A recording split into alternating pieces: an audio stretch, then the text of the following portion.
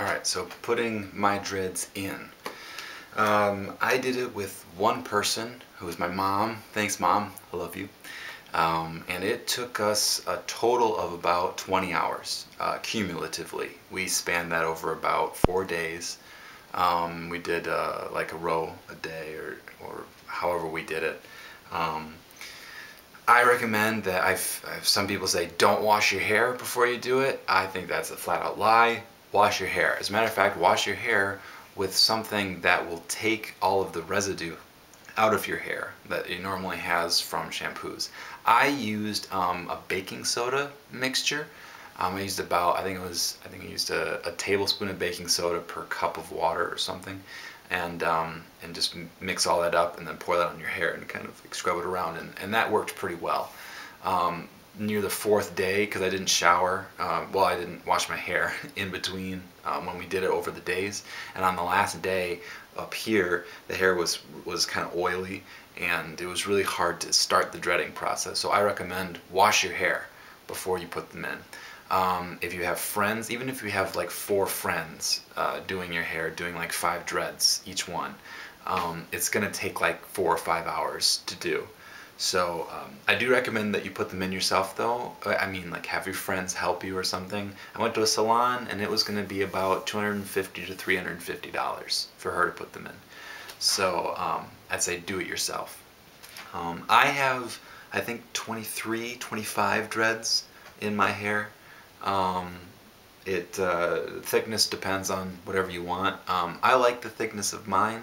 It's about like a pencil. Maybe a little bit thicker in some places, maybe a little bit thinner in others. I've got a really thin one up here somewhere, right there. But that's what I would do.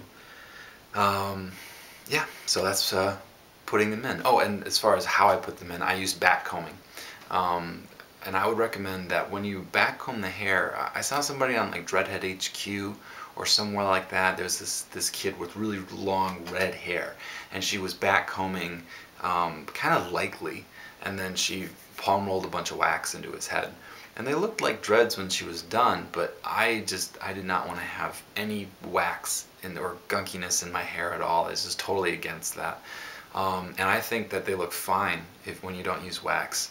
I would recommend that you don't use wax. Lots of people say don't do it, it's a pain in the butt to get out and all that, so I wouldn't use it. And when you do back comb the hair, back comb, like, don't be like grinding it into your head, you know, but like have a good grip on it, and use a fine-tooth comb. I used a flea comb, I think, that you can get for dogs or something. It works just fine.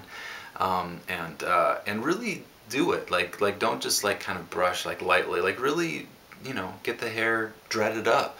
Because what you're doing is essentially like, if you have the hair all brushed out, all the ends are standing like this, straight. And when you're back combing, what you're doing is you're making the hair do this, like that, and then again and again and again. So a dread isn't really like a knot. I've heard people refer to it as knots. It's not really a knot. It's more like a very complex, chaotic weave or braid.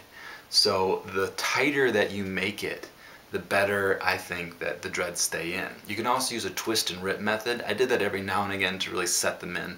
That's where you take the dread and you like section out a little bit like this, and then you pull like that, and then you put it back together, and then pull again, put it back together and pull again. So you're twisting and ripping, twisting and ripping, twisting and ripping.